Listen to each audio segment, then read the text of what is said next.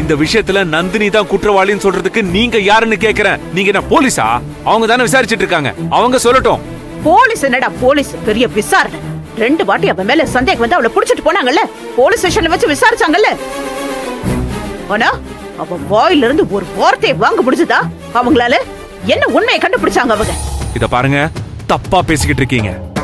நந்தினி என் பொண்டாட்டி தப்பு பண்ணல, அதனால போலீஸால நிரூபிக்க முடியல, அதுதான் உண்மை. என்ன சமாளிக்கிறியா? பொய் சொல்றியா? உனக்கே அசிங்கமா இல்ல? என்ன உண்மையை வர வைக்க முடியல? ஏய், எவ்வளவு பெரிய போலீஸ வர வச்சாலும் இவ வாயில இருந்து ஒரு முத்து கொட்டாது. அந்த அளவுக்கு கேடு கெட்டவாங்க.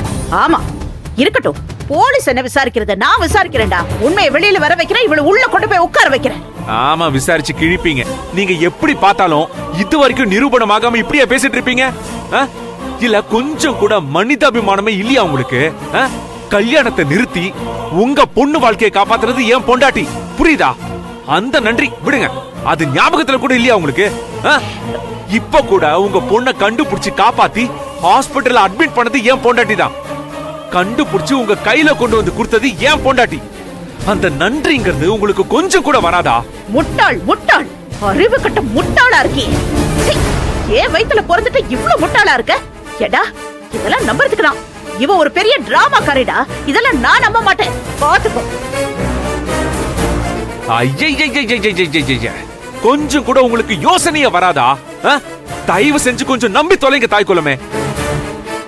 இந்த புனிதா செஞ்ச ஒரே ஒரு தப்பு என்ன தெரியுமா? அந்த அயோக்கிய பையல அவன் ஒரு ஃப்ராடுன்னு தப்பானவனு தெரியாம காதலிச்சதான். அந்த தப்பு மட்டும் தான் அவ பண்ணிருக்கா, வேற எந்த தப்புமே அவ பண்ணல. தப்பு பண்ணது பூரா யார் தெரியுமா? அந்த அயோக்கிய ராஸ்கல் தான். ஐயோ, பேச்சு அப்படியே கௌஷிக் பக்கம் திருப்புறானே. பாண்டியன் அங்கிள் முன்னாடி இவங்க கௌஷிக் பேரை சொல்லக்கூடாதே. இவங்களுக்கு கௌஷிக் யாருன்னு தெரியுமே. மொத்த திட்டமும் காலி ஆயிடும். வா, பரவாயில்ல.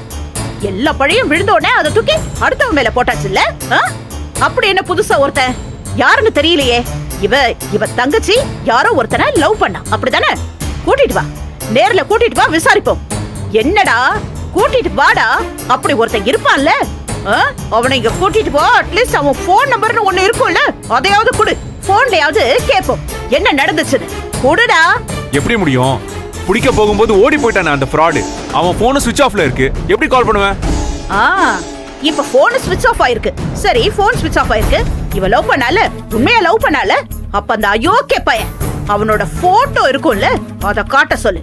அது யாருன்னு அந்த முகத்தை பாப்போம். காட்டு.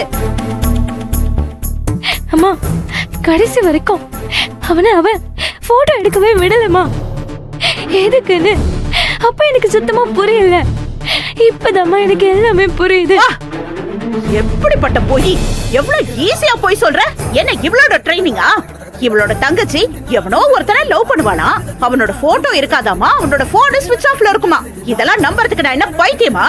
இருடி, ஒரு நாள் இல்லனா ஒரு நாள் உங்க மொத்த குடும்பத்தையும் உள்ள தூக்கி வைக்கிறேன். அப்பதான் உங்களுக்கு எல்லாம் புரியும். என்ன இதெல்லாம்? முதல்ல ஒரு விஷயத்தை அறிவுபூர்வமா அணுகணும். இப்படி உணர்ச்சிவசப்பட்டு அணுக கூடாது. நான் அப்படிதாங்க பேசுவேன். என்ன எனக்கு அட்வைஸ் பண்ண வரீங்களா? பாத்தீங்கல்ல, என் அண்ணன் இருக்கிற நிலைமை பாத்தீங்கல்ல. என் அண்ணன் உடைஞ்சு போயிருக்காரு. என் அண்ணன் பொண்ண கொண்டு இருக்காங்க. அது மட்டும் இல்ல, நம்ம பொண்ண கடத்தி சித்திரவதை பண்ணி அவளை கொல்ல முயற்சி பண்ணிருக்காங்க. இவங்கள பேசாம என்ன கொஞ்சம் சொல்றீங்களா? இவள கொன்னாதான் யாரு? போதும். இதுக்கு மேல நீங்க கை நீட்டணும்னு நினைச்சீங்க, மரியாதை போயிடும். டாடி, ஒரு நிமிஷம் டாடி. ஏதோ வேதனையில இருக்கீங்க, மேலும் மேலும் பேசி காயப்படுத்த கூடாதுன்னு சொல்லி நான் அமைதியா இருக்கேன். என்ன ரொம்ப ஓவரா பேசிக்கிட்டே போயிட்டு இருக்கீங்க? என்ன எதிர்த்துக்கே கால் இல்லைன்னு நினைச்சிட்டு இருக்கீங்களா? பாத்தீங்கல்ல, பாத்தீங்களா இவன் லட்சணத்தை? எப்படி துடிச்சுக்கிட்டு வரான் பாத்தீங்கல்ல? ஆனா இதே துடிப்பு உன் தங்கச்சிக்காக வந்துதாடா. எப்படி நீ அவங்களுக்கு சப்போர்ட் பண்ணி பேசி பேசிதான் அவங்க தலைக்கு மேல உட்கார்ந்து ஆடிட்டு இருக்காங்க. தெரிஞ்சிருச்சுல, இப்ப உண்மை புரிஞ்சிருச்சுல. இவன் தான் எல்லாத்துக்கும் காரணம். வேண்டாம், ரொம்ப ஓவரா பேசிக்கிட்டு இருக்கீங்க. இப்பவும் சொல்றேன், மறுபடியும் சொல்றேன், எப்பவும் சொல்லுவேன். நடந்த பிரச்சனைக்கும் ஏன் பொண்டாட்டிக்கும் புனிதாவுக்கும் அவ ஃபேமிலிக்கும் எந்த சம்பந்தமும் கிடையாது. ஏன் பொண்டாட்டி குடும்பம் எந்த தப்பும் பண்ணல பண்ணல பண்ணல பண்ணல. போதுமா? இங்க பாருங்க, போலீஸ் சொல்றதுக்கு முன்னாடியே நீங்க உங்க இஷ்டத்துக்கு அவசர அவசரமா இவ்வளவு குற்றவாளியாக்க ட்ரை பண்ணாதீங்க. டேய், நீ என்னடா சொல்றது? கொஞ்சம் நிதானமா இரு. உன் கையில இருக்க ஆதாரம் எல்லாமே ஃபேக்கான ஆதாரம். சரியான ஆதாரம் இல்லாம யாரையும் குத்தம் சொல்லக்கூடாது. கடைசியில உண்மை தெரியுறப்போ நாம தானே கூனி குருவி போய் நிக்கணும். வந்துட்டு அது எனக்கு அட்வைஸ் பண்ண. என்னப்பா பேசிட்டு இருக்கீங்க? அதான் இவ்ளோ ஆதாரம் இருக்குல்லப்பா. அப்பா இதெல்லாம் எப்படிப்பா நீங்க ஃபேக்கான ஆதாரம்னு சொல்வீங்க? அப்ப கொலுசு, அவ போட்டிருந்த தோடு, அவ்வளோ ஏன்பா? சுரேகாவோட முடி இங்க கிடைச்சிருக்குப்பா. இதை விட வேற என்னப்பா ஆதாரம் வேணும் உங்களுக்கு? ஏய் யூஸ்லெஸ், அதான் சொல்றேன்ல, இது எல்லாமே அவங்க பண்ண மேனிபுலேட் பண்ண விஷயம்னு. போடா.